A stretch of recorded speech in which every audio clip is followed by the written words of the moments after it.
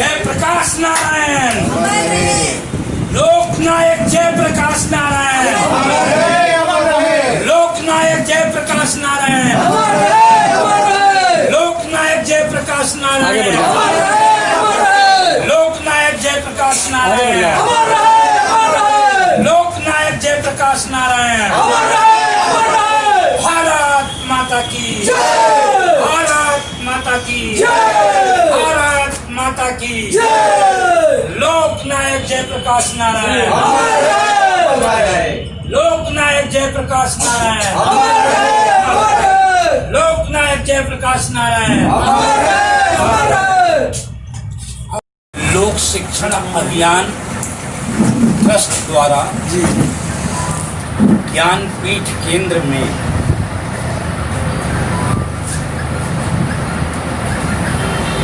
समाजवादी आंदोलन के जनक, स्वतंत्रता सेनानी, भारत रत्न से सम्मानित जन नेता लोकनायक जयप्रकाश जी का जन्मदिन। आज यह दिन लोक शिक्षण अभियान ट्रस्ट लोकतंत्र बचाओ दिवस के रूप में मना रहा है। इस कार्यक्रम की अध्यक्षता संजू शर्मा जी, जिला उपाध्यक्ष समाजवादी पार्टी गाजियाबाद कर रही है। इस कार्यक्रम में आप सभी लोग उपस्थित हैं। बिंदु राय जी जो समाज सेविका हैं, पंडित विनोद त्रिपाठी जी ने अपने मुखारबिंद से गीत सुनाया, मैं इनका अभिनंदन करता हूँ। भाई मौर्य जी, बीपी मौर्य साहब ने विस्तार से आप लोगों को बात बताई। भाई मुकेश शर्मा जी ने इसका उद्घाटन किया और पूरी बात बताई आप लोगों के बीच में। सभी का मैं सम्मान करता हूँ। लोक शिक्षण अभियान ट्रस्ट लगातार इस काम में लगा हुआ है कि देश के जो महापुरुष हैं, जिन्होंने इस देश को आजाद कराने में अपनी महत्वपूर्ण भूमिका निभाई है या सामाजिक आंदोलन में अपनी महत्वपूर्ण भूमिका निभाई है, चाहे शिक्षा के क्षेत्र में अपनी महत्वपूर्ण भूमिका निभाई है, उन सभी लोगों के बारे में हमें समाज को अवगत कराना है और कोशिश ये करना है कि उन्होंने जो हमें प्रेरणा दी है, जो उन्होंने हमें संस्कार दिया है, जो उन्होंने हमें एक रास्ता बताया है, उस पर चलने का हम प्रयत्न करें। एक कदम प्रयत्न करेंगे तो भी इस लोक शिक्षण अभियान ट्रस्ट का उद्देश्य सफल हो जाएगा। हम आप सभी लोगों का यहाँ अभिनंदन करते हैं, सभी लोगों का स्वागत करते हैं कि आप लोग आज जयप्रकाश बाबू के जन्म दिवस कार्यक्रम में ज्ञानपीठ प्रांगण में उपस्थित हैं। जयप्रकाश बाबू का बड़ा नाम है। शिक्षा जब ये प्राप्त ही कर रहे थे तो बिहार में एक जनसभा थी और जनसभा में अबुल कलाम साहब आजाद उनका भाषण था। अबुल कलाम साहब आजाद उस भाषण में बोलते बोलते ये कहा था कि अंग्रेज और अंग्रेजी और ब्रिटिश हुकूमत यह भारत के लिए जहर है, विष है, और इस विष को जब तक समूल खत्म नहीं किया जाएगा तब तक भारत के लोगों की दशा और दिशा बदल ही सकती। इस बात का छात्र जीवन में ही जयप्रकाश नारायण के दिल और दिमाग पर पूरा प्रभाव डाल और वे प्रथम सत्याग्रही हो गए। निश्चय कर लिया, असह आयोग आंदोलन चल रहा था, लेकिन उन्होंने क्लास छोड़ दी और इस आंदोलन में जुटे। उसके बाद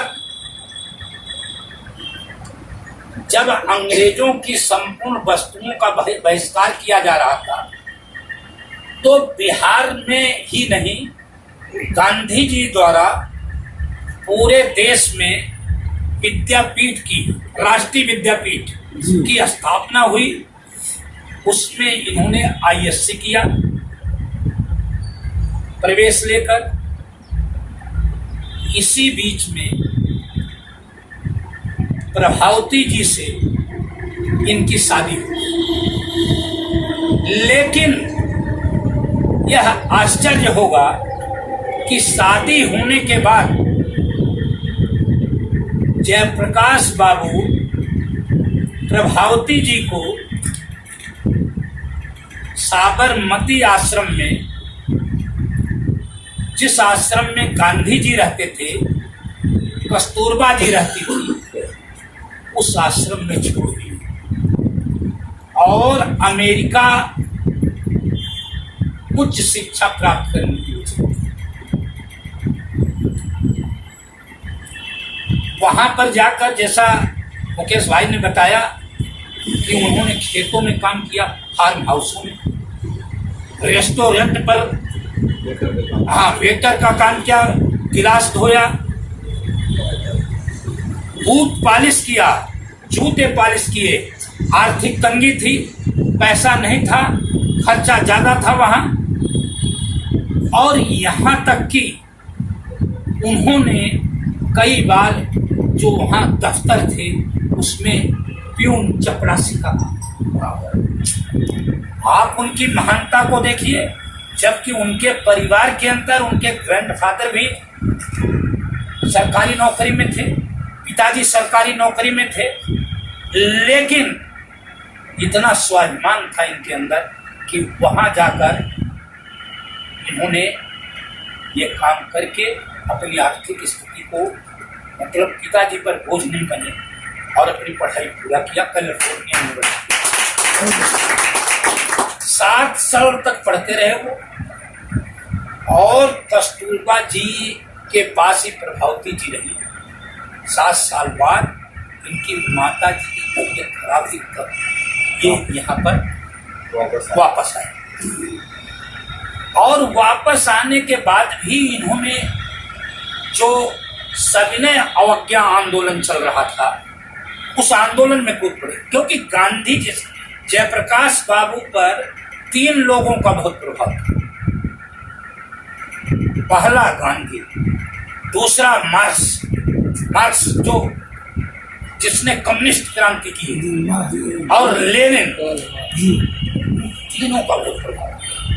लेकिन गांधी जी से ये ज्यादा प्रभावित थे, और फिर आकर उसी आंदोलन में, सविनय अवज्ञा आंदोलन में इन्हें जेल हो गई 1 साल।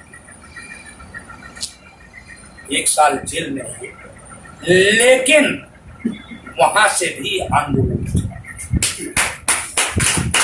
एक कमीशन आया, ब्रिटिश गवर्नमेंट ने भारत में भेजा कि भारतीयों की दशा क्या है, क्योंकि ब्रिटिश गवर्नमेंट के विरोध में वहां कंजर्वेटिव पार्टी भी थी, तो वो अध्ययन करना चाहते थे कि यहाँ पर हमारे जो लोग हैं भारतीयों को कितना कष्ट दे रहे हैं।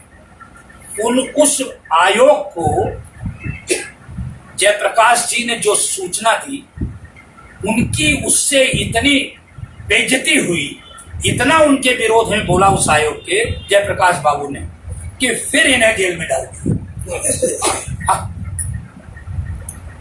उसके बाद 1942 आता है।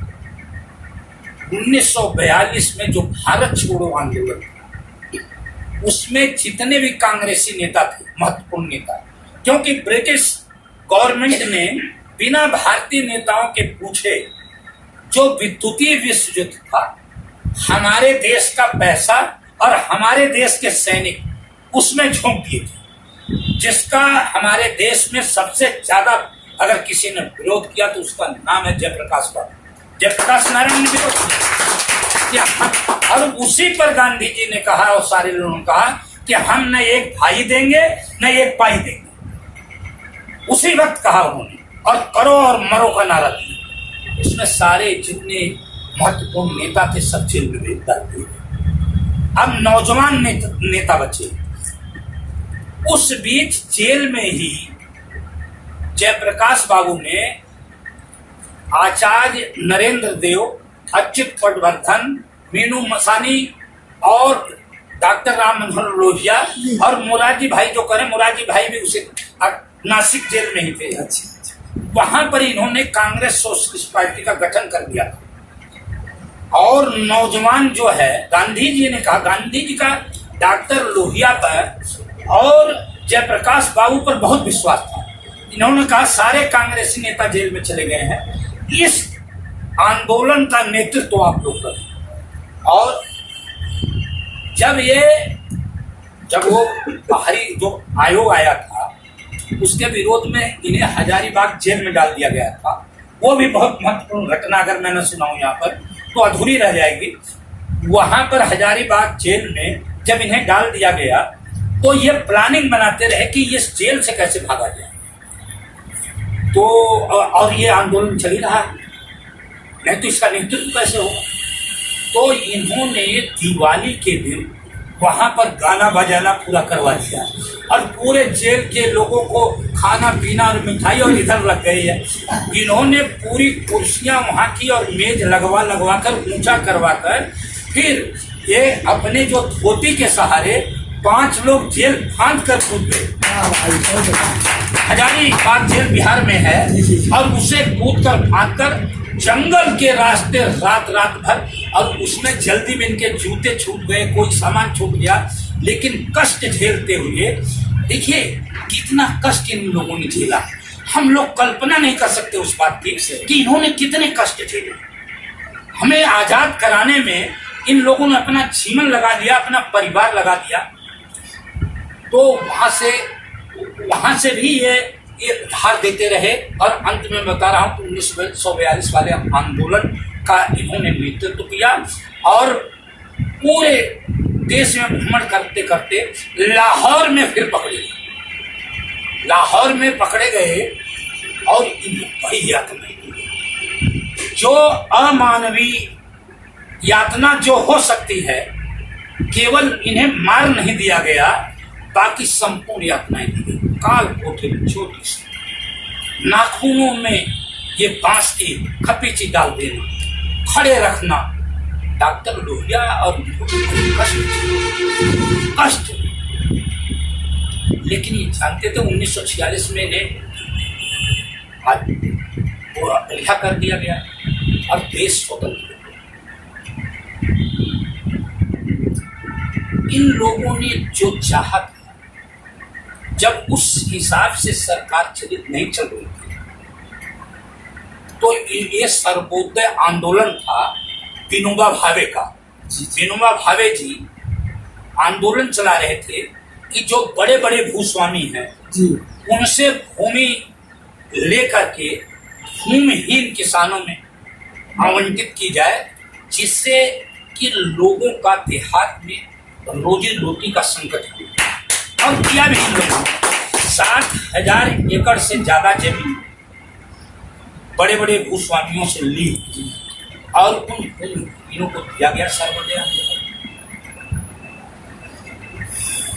और इनकी जो प्रभावती देवी थी विषय, उस बीच इन्होंने वहां पर संकल्प ले लिया था कि हम ब्रह्मचर्य का पालन, और 2 साल जेल में वो भी फिर स्वतंत्रता आंदोलन में जेल चले गए।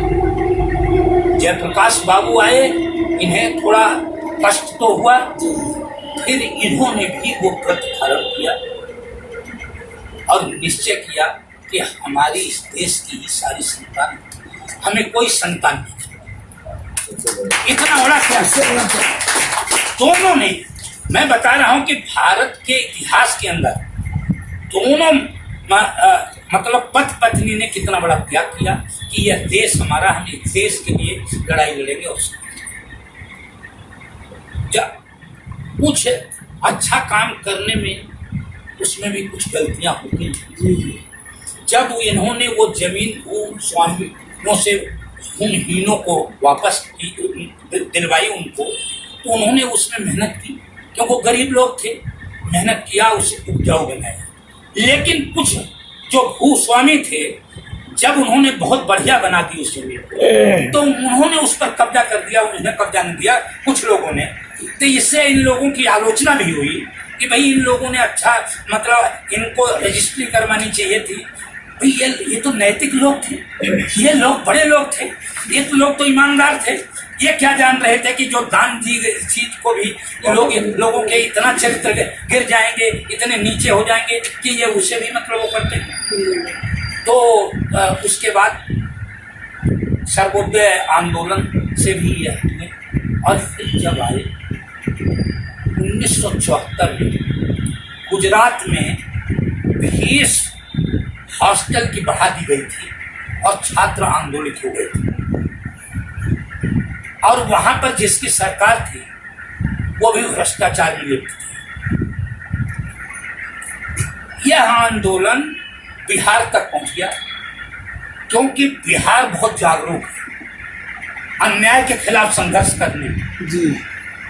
जब बिहार में यह आंदोलन पहुंच गया, छात्रों ने वहां पर आंदोलन कर दिया उनके सपोर्ट में, और चिंगारी पूरे देश में धीरे धीरे, और सारे छात्र और गए जयप्रकाश बाबू के पास कि आप जो है इसका नेतृत्व। उसी बीच जो मौर्य जी ने बताया कि राजनारायण जी की याचिका जो थी इंदिरा गांधी के खिलाफ 1971 में जो चुनाव था, उसमें उन्होंने कहा कि ये भ्रष्टाचार से ये जीती है इंदिरा गांधी, इसका चुनाव रद्द किया जाए।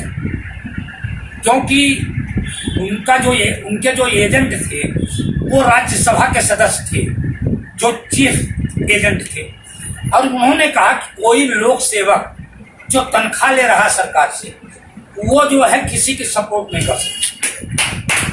और उसी पर इंदिरा गांधी जो है, जगमोहन लाल सिन्हा ने 252 पृष्ठ का फैसला दिया और इंदिरा गांधी के चुनाव को रद्द कर दिया।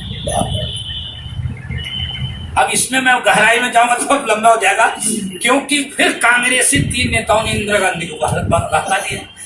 क्योंकि इंदिरा गांधी तो डेमोक्रेट थी, वो इस्तीफा देना चाहती थी, लेकिन वो कहते हैं ना कि लोग जो है, उन्होंने कहा आप सर्वशक्तिमान हैं और आप ये क्या है, आप इमरजेंसी लगा दीजिए। अच्छा। तो उन्होंने 25 जून 1975 को देश के अंदर इमरजेंसी लग गई। देश के सभी विरोधी दल के महत्वपूर्ण नेता गिरफ्तार कर लिए। जयप्रकाश बाबू ने कहा कि इंदिरा गांधी, आपको सत्ता वैसे ही छोड़नी चाहिए, आपके अंदर, सरकार के अंदर पूरा भ्रष्टाचार है, और आप चुनाव कोर्ट में भी, न्यायालय में भी हार गई हैं, तो आपको अब स्वतः हट जाना चाहिए। लेकिन आपने तो एकदम लोकतंत्र का गला, और पूरे देश में आंदोलन हुआ।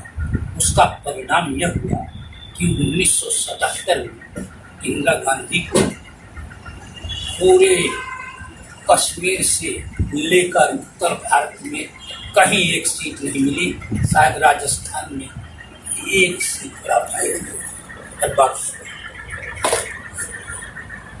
सरकार बनी। जो जगजीवन बाबू की बात आपने बताई, इस घटनाक्रम में हम लोग थे जहां पर यह बात हो रही। केवल जगजीवन बाबू का यह विरोध था कि जो इमरजेंसी इंदिरा गांधी ने लगाया, उस मंत्रिमंडल में आप थे और आरती ने वो प्रस्ताव पारित किया था कि यहाँ पर इमरजेंसी लगनी चाहिए।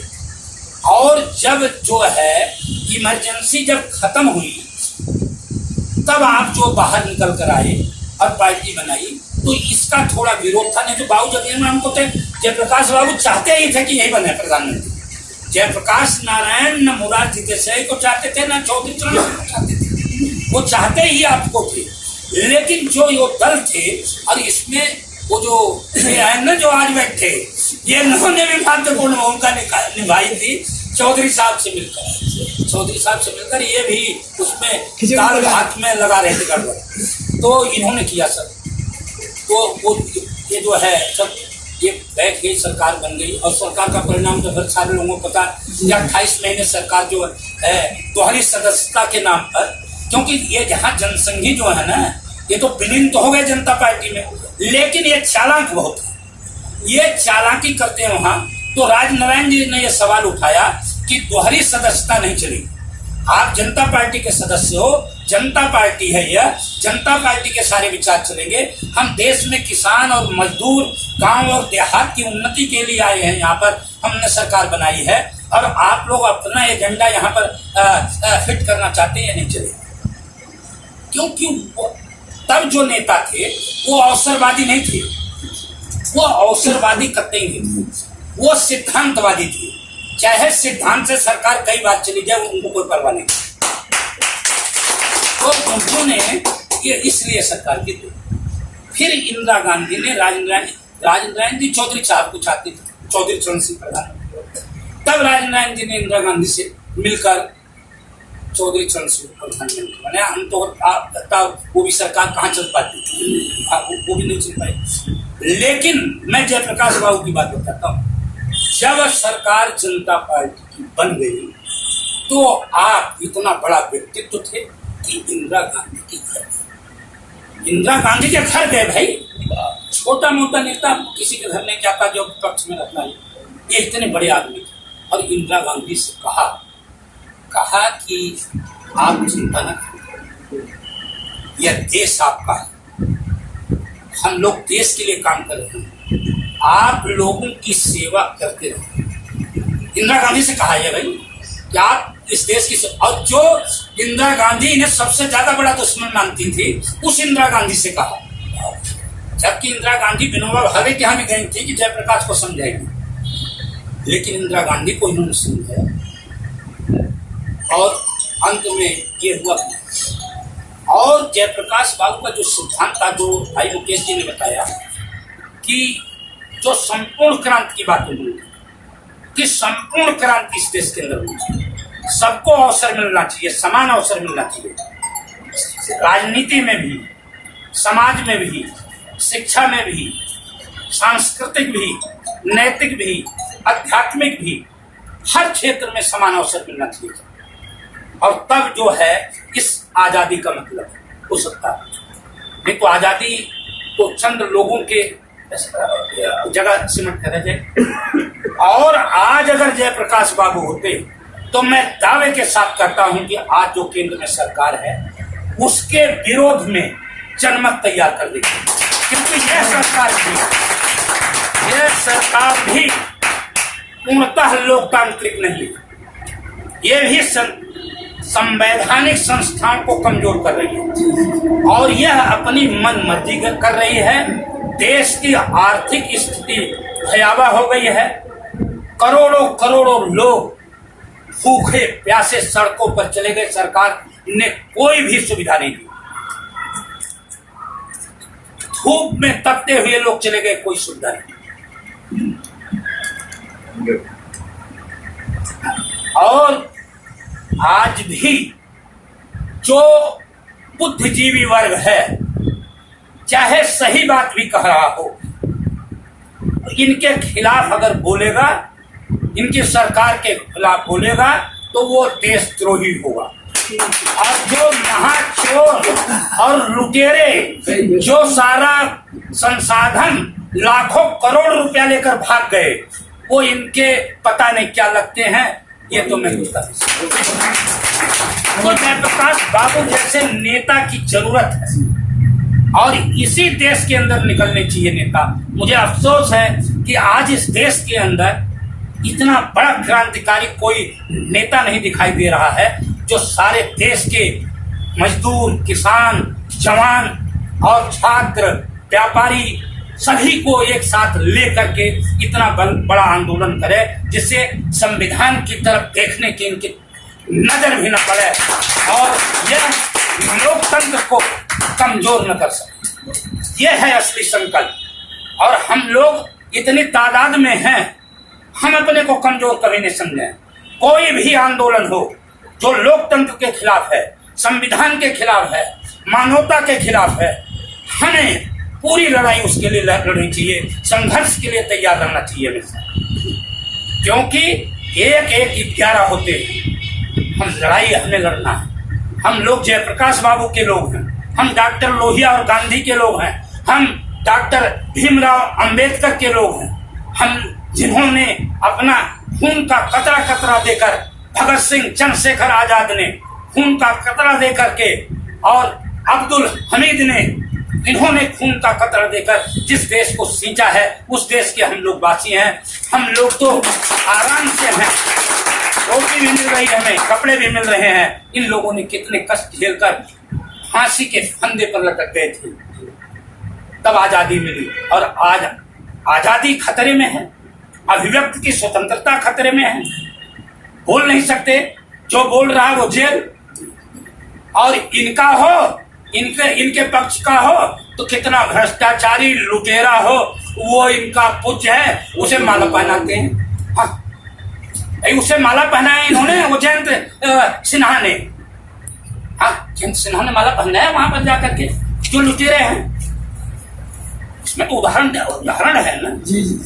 तो हम लोगों को तैयार रहना चाहिए। इसीलिए हम महापुरुषों की जयंती मनाते हैं, उन्हें स्मरण करते हैं, उन्हें याद करते हैं कि हम उनके बताए रास्ते पर अगर एक कदम चल सकते हैं, वो उनके विचार को, जो समता के, सद्भाव के, भाईचारा के, प्रेम के, सहयोग के विचार हैं, उस विचार को आगे बढ़ाएं और समाज के अंदर नफरत पैदा न करें, विषमता पैदा न करें, जातिवाद पैदा न करें, धार्मिक पाखंड न पैदा करें, रूढ़िवाद से दूर रहें, परंपराओं से दूर रहें, रीत रिवाज को तोड़ने की कोशिश करें। तभी हम एक दूसरे के साथ मिलकर रह सकते हैं। क्योंकि यहाँ सबसे बड़ा नासूर जो है वो जातिवाद है, नस्लवाद है, क्षेत्रवाद है। इस नासूर को खत्म करना है। हम मानव है, मानवतावाद है, समता मूलक समाज हमें बनाना है। इन्हीं शब्दों के साथ मैं आप लोगों का पुनः अभिनंदन करता हूँ और आप लोगों का स्वागत करता हूँ कि आप लोग यहाँ पर आकर के इस ज्ञानपीठ का सम्मान बढ़ाते हैं और उन महत्वपूर्ण हमारे स्वतंत्रता सेनानियों के और महान पुरुषों के बलिदान को याद करते हैं। मैं बहुत बहुत धन्यवाद।